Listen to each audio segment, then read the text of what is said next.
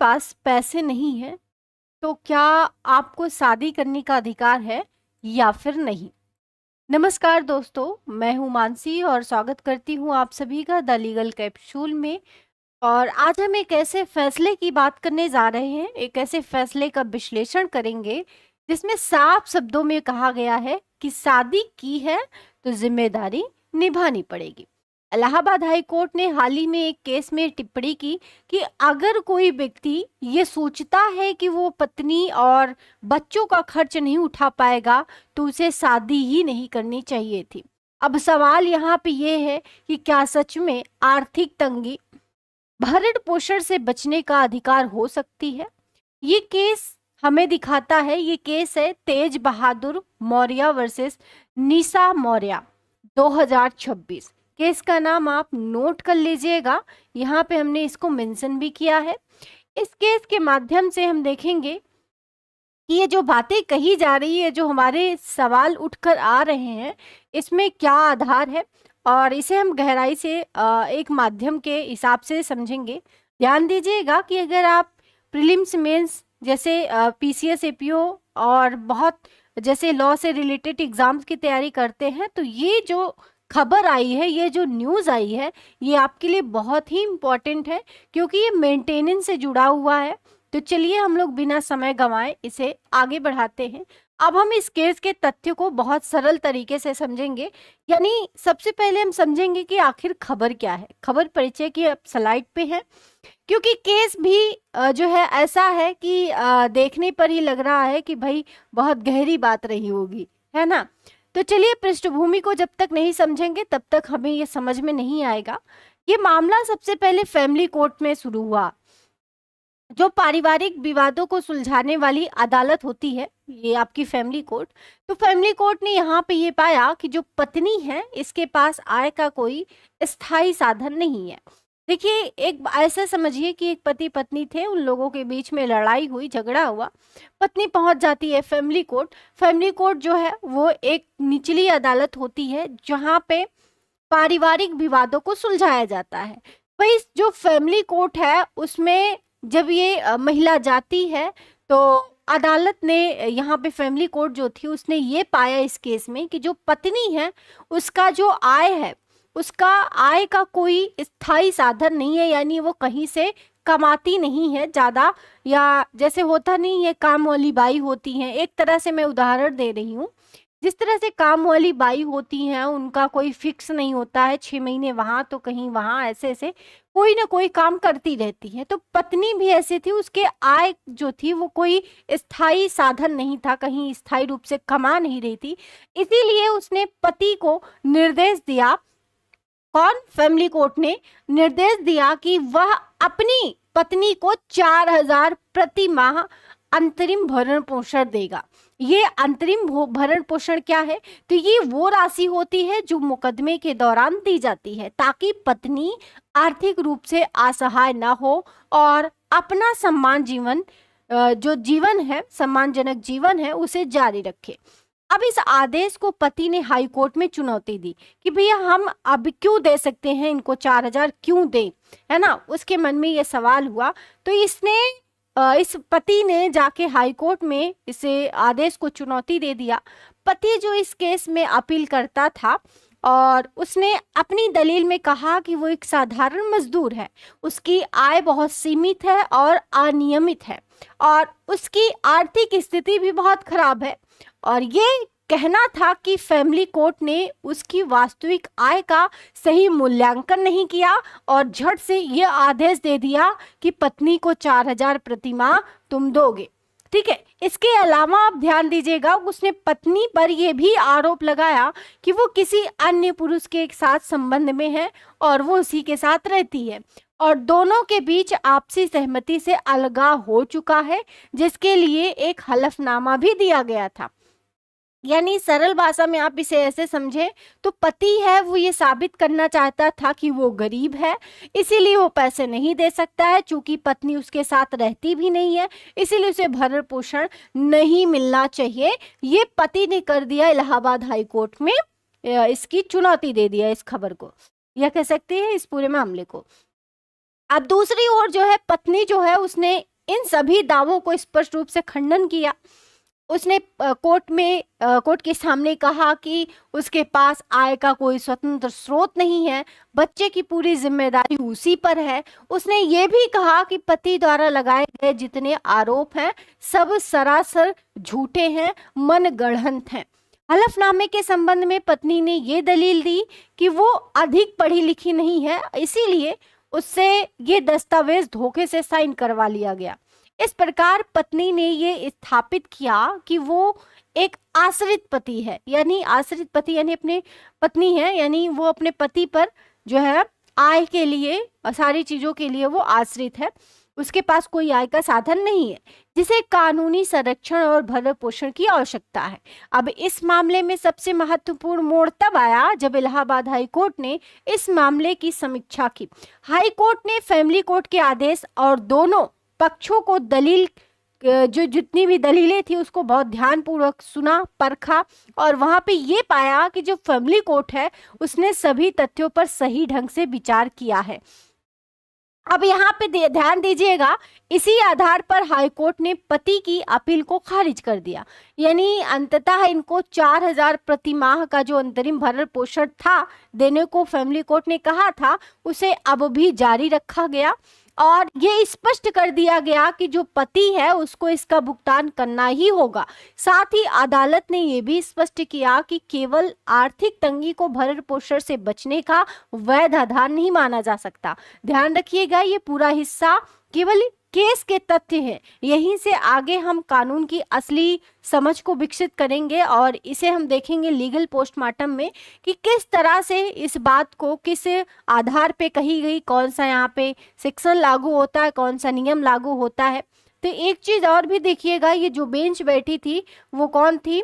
ये बेंच है जस्टिस अतुल श्रीधरन और जस्टिस विवेक सरन की, और इनकी बेंच के द्वारा ये जो फैमिली कोर्ट था उसका जो आदेश दिया गया था उसको जारी रखने के लिए जो है बोला जाता है।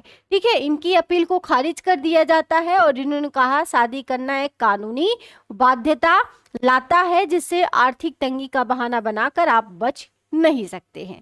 ठीक है, तो ये रहा पत्नी का तर्क और ये रहा पति का तर्क। अब आ जाइए आगे बढ़ते हैं और हम बात करेंगे इस स्लाइड की, जिसपे हम लोग इसे पूरे खबर को बारीकी से समझेंगे, कानून की असली समझ हम यहाँ पे विकसित करते हैं। ठीक है, अब हम इस केस के सबसे महत्वपूर्ण हिस्से पर हैं, है ना। अब देखिएगा, इसका हम इस पूरे खबर को लीगल पोस्टमार्टम करेंगे। ये आपके आंसर राइटिंग में बहुत स्ट्रांग, एक तरह से कह सकते हैं बेस मजबूत होगा और इससे साथ ही साथ आपकी समझ भी बढ़ेगी। तो इस स्लाइड को देखना मत भूलिएगा। आगे बढ़ते हैं, इस केस का प्रश्न यहाँ पे देखेंगे कि इस खबर में सबसे मूल प्रश्न क्या था, है ना। सबसे मूल प्रश्न की बात करें तो यहाँ पे कहा गया था कि क्या कोई व्यक्ति केवल ये कहकर, है ना, केवल ये कहकर कि वो मजदूर है या उसकी आर्थिक स्थिति खराब है और अपनी पति और बच्चों का भरण पोषण देने से क्या वो बच सकता है, ऐसा बोल के। तो कोर्ट ने इस पर बहुत अच्छे से, इस प्रश्न पर बहुत अच्छा विचार किया, स्पष्ट उत्तर जो है दिया, कहा ऐसा नहीं हो सकता, कदापि नहीं हो सकता। कानून का मूल सिद्धांत ये है कि एक बार जब विवाह होता है ना तो उसके साथ कुछ कानूनी दायित्व भी स्वतः जुड़ जाते हैं। इसमें सबसे महत्वपूर्ण है पत्नी और बच्चों का भरण पोषण, और ये दायित्व पहले देखेंगे तो जो धारा है सीआरपीसी की उसमें आती थी, है ना, 125 सीआरपीसी की धारा 125 है जिसमें ये बातें कही गई हैं। और जो है ये भारतीय नागरिक संहिता यानी बीएनएसएस की धारा अब 144 हो गई है। तो इसे ध्यान रखिएगा कि आज जो है बीएनएसएस की धारा 144 जो भरण पोषण से संबंध रखती है ना, भरण पोषण से संबंध रखती है, ये चीज आप इसे नोट कर लीजिएगा। और यहीं पे अब इसी की पुरानी धारा भी मैंने बता दी, सीआरपीसी का 125 है ना, इसी की जो पुरानी धारा है 125 सीआरपीसी है, इसे भी आप नोट करिए, भरण पोषण से संबंध रखता है। अब इस प्रावधान का उद्देश्य केवल आर्थिक सहायता देना नहीं है, बल्कि ये भी सुनिश्चित करना है कि जो पत्नी है, बच्चे हैं, माता पिता है, वो भूखमरी या फिर दयनीय स्थिति में ना पहुंचे। यहाँ कोर्ट ने एक बहुत महत्वपूर्ण बात कही, बहुत अ, कड़ी टिप्पणी की, जिससे आप इसे बहुत अच्छे से समझिएगा, नोट भी कर लीजिएगा। कोर्ट ने यहाँ पे कहा कि यदि कोई व्यक्ति ये सोचता है कि वो भविष्य में अपनी पत्नी और बच्चों का खर्च नहीं उठा पाएगा, तो उसे पहले ही ये कह देना चाहिए, ये तय कर लेना चाहिए कि भाई मैं शादी नहीं करूंगा, क्योंकि हमारे हाथों में उतनी पावर नहीं है कि मैं बच्चों और पत्नी का भरण पोषण कर सकूं। अब इस टिप्पणी के पीछे जो देखेंगे कुछ कानूनी और कुछ सामाजिक तर्क भी रहा होगा कि विवाह केवल एक व्यक्तिगत या सामाजिक संबंध नहीं है, बल्कि ये एक कानूनी संस्था है जो जिम्मेदारियों के साथ आती है। जब जो पति है, यदि हम पति की दलील को देखें, जो पति ने बोला था, उसने पत्नी का व्यभिचार होने का आरोप जो लगाया था, और ये भी कहना कि दोनों के बीच आपसी सहमति से अलगाव भी हो चुका है। लेकिन कोर्ट ने स्पष्ट किया कि केवल आरोप लगा देना पर्याप्त नहीं है। जब तक इन आरोपों के समर्थन में ठोस सबूत ना मिले, तब तक इसे स्वीकार नहीं किया जाएगा, क्योंकि जो आपकी अदालत है वो साक्ष्यों पर चलती है ना। अब दूसरी ओर देखेंगे तो पत्नी ने ये कहा था कि आर्थिक रूप से जो है वो मजबूत नहीं है, उसकी स्थिति सही नहीं है, और बच्चों की जिम्मेदारी भी उसी के ऊपर है। तो इसलिए कोर्ट ने ये माना कि उसे भरण पोषण की आवश्यकता है। कोर्ट ने 4,000 की राशि जो है वो इस पर विचार किया और कहा कि आज के समय में जो महंगाई है ना, और जो जीवन यापन का जो तरीका है, जीवन यापन के लागत को देखते हुए ये राशि बहुत ही कम है, यानी अत्यधिक नहीं है ना। इसीलिए ये तर्क भी अस्वीकार कर दिया गया कि ये राशि पति की क्षमता से बाहर है। भाई 4,000 कौन सी क्षमता से बाहर है? इस पूरे निर्णय में एक बहुत महत्वपूर्ण संवैधानिक पहलू भी छुपा हुआ है। भरण पोषण केवल एक वैधानिक अधिकार नहीं है, बल्कि ये संविधान का आपका अनुच्छेद 21 के अंतर्गत आता है ना। अब ये आपका संविधान अनुच्छेद जो है 21 के अंदर देखेंगे तो भरण पोषण जो वर्ड है ये जुड़ा हुआ है, हर व्यक्ति को गरिमापूर्ण जीवन जीने का अधिकार ये देता है, यानी right to live with dignity, है ना। अब इसीलिए जब कोर्ट भरण पोषण का आदेश देता है तो वो केवल कानून का पालन नहीं करता, बल्कि सामाजिक न्याय को भी सुनिश्चित करता है। अंत में हम देखेंगे जो ये केस था, इसमें हमें स्पष्ट संदेश मिल गया कि आर्थिक कमजोरी या गरीबी भरण पोषण से बचने का कोई वैध आधार नहीं है। कानून का उद्देश्य कमजोर पक्ष यानी पत्नी और बच्चों की सुरक्षा करना है, और यही इस निर्णय की आपके आत्मा है ना। यहाँ पे ध्यान दीजिएगा कि भाई कोर्ट ने कहा जो पुरुष विवाद होने पर खर्च उठाने में सक्षम नहीं है, उन्हें शुरू से ये तय कर लेना चाहिए कि उन्हें शादी नहीं करनी है ना। तो ये चीजें हमने सारी चीजें आपको यहाँ पे समझाई है। अब आगे आएंगे और इस खबर से जुड़ा एक एमसीक्यू भी करेंगे। देखिएगा एमसीक्यू में इसमें आपसे पूछा गया है किस कानूनी प्रावधान के तहत एक पत्नी, बच्चे या माता पिता द्वारा भरण पोषण यानी मेंटेनेंस का दावा किया जा सकता है, जिसे बीएनएसएस में शामिल किया गया है। तो वो कौन सी धारा है? 144, और पुरानी धारा है 125 सीआरपीसी की, है ना। अब यहाँ पे ये मैंने इसका इंस्ट्रक्शन भी समझाया है। अंतरिम भरण पोषण का मुख्य उद्देश्य मुकदमे के दौरान आश्रित को भूखमरी से बचाना होता है। ठीक है, अब आइए आगे बढ़ते हैं और इस खबर से जुड़ा है कि मेंस लेवल का मैं प्रश्न दूंगी, जिसे आपको आंसर राइटिंग करना है, प्रैक्टिस करना है। प्रश्न है, मेंटेनेंस केवल एक वैधानिक अधिकार नहीं है, बल्कि एक सामाजिक न्याय का उपकरण है। इलाहाबाद हाईकोर्ट के हालिया टिप्पणी के संदर्भ में चर्चा करें कि क्या पति की आर्थिक अक्षमता इस जिम्मेदारी से बचने का बचाव हो सकती है। तो ये प्रश्न है आपके सामने, जिसे आपको लिखना है 250 वर्डों में, और इसे आप लिख के हमें टेलीग्राम पर भेज सकते हैं। टेलीग्राम का लिंक आपके डिस्क्रिप्शन बॉक्स में भी मिल जाएगा।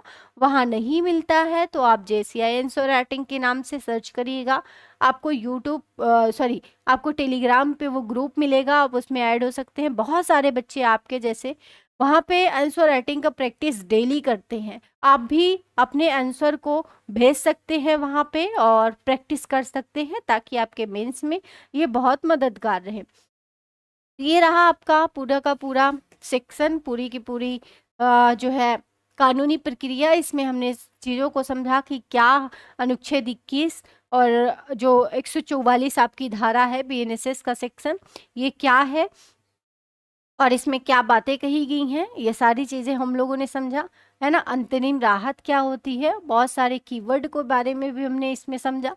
तो चलिए आज के लिए बस इतना ही, मिलते हैं हम आपसे कल की एक नए न्यूज के साथ। तब तक के लिए आप बने रहिए। Thank you so much.